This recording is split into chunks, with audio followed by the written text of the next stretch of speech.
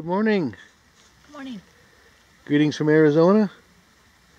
Julie and I are going hiking in the North Maricopa Mountains Wilderness today, part of the Sonoran Desert National Monument.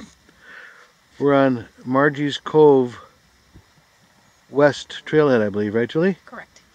And we're going to take Margie's Cove for a little bit. We don't really know where we're going today, so it's pretty cool out here though. We're the only ones here. There is some camping available out here also. There's a fire pit over there, and there is a picnic table somewhere. There's a little bathroom here. So let's see what happens. See if we can follow Margie's Cove trail. I guess it's unmarked in a lot of sections, so we've got our GPS running. We don't have a great map of the area, but we'll see what we find. Here's an old ruin of a, looks like it was a windmill at one time and a wellhead there. And there must have been, somebody had something going on out here, an animal corral of some sort over that way. Apparently it didn't work out too well in the long run for him. So far it's pretty neat out here. It's flat where we are. There are some low mountains all around us. Nothing very tall or high.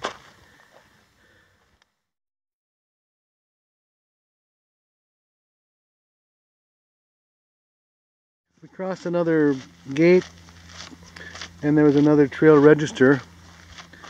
There was also one at the trailhead that we filled out. I don't know why there's one at this next gate, but it's not a real defined trail. There are a few cairns along the way, like right there. Otherwise it's just kind of wide open out here. You could kind of go any direction you wanted to.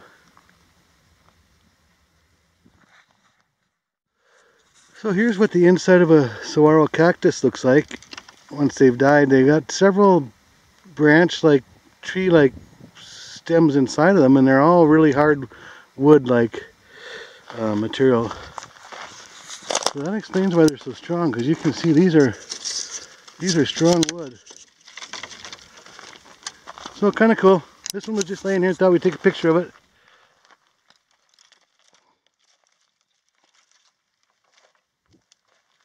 They're pretty tough though. You wonder how they can stand up in the wind, because they get some pretty good winds, and they taper down at the bottom.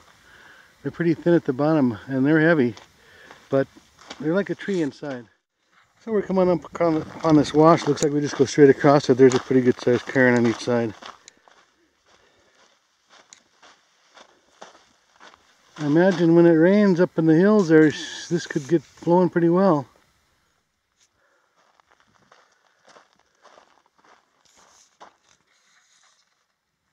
Not much going on in there now though. Well, we're still plugging away down the trail. So far it hasn't been hard to see the trail itself. There aren't too many markers, but they do have it cleared a little bit. You can see this line of debris where they've kind of cleared out the trail. I think we're headed over that way somewhere.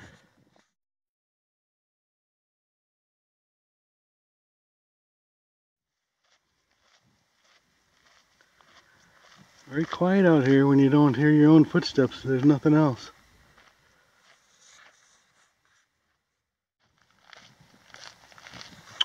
Well, we're going up this dry wash now. There are some pretty good sets of cairns to mark the way. Otherwise, you might not know where you're going.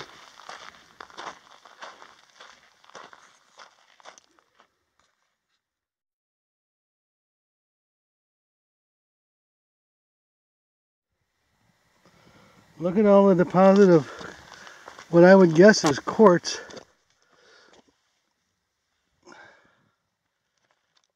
Whatever it is, there's a bunch of it there.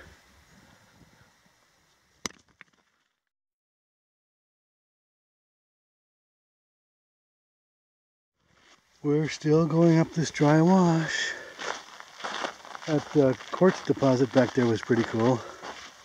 Or whatever type of rock that is. It's funny how that was all in one spot there. When these mountains were formed, that's where it ended up, I guess.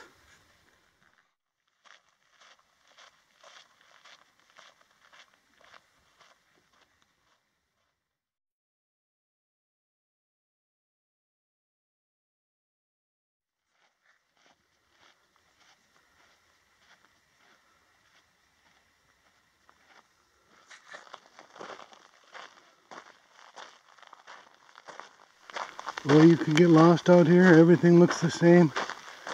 Every direction. Mountains and cacti.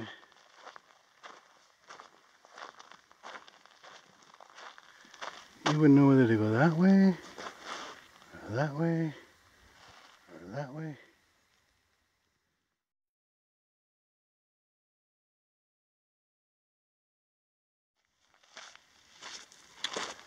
Well, we were trying to get up to a brittle bush trail, the intersection of brittle bush and this one that we're on.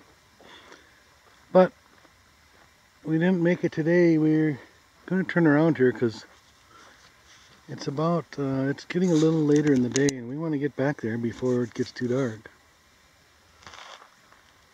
So maybe next time we'll make it a little further. I think it was only about 5 miles from the trailhead to where that brittle bush trail intersection was, but anyway, it's been pretty cool.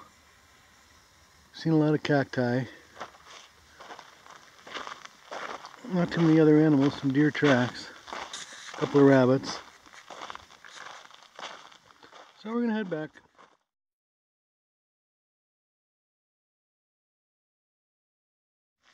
Well, we're back out of the wash now onto the higher ground.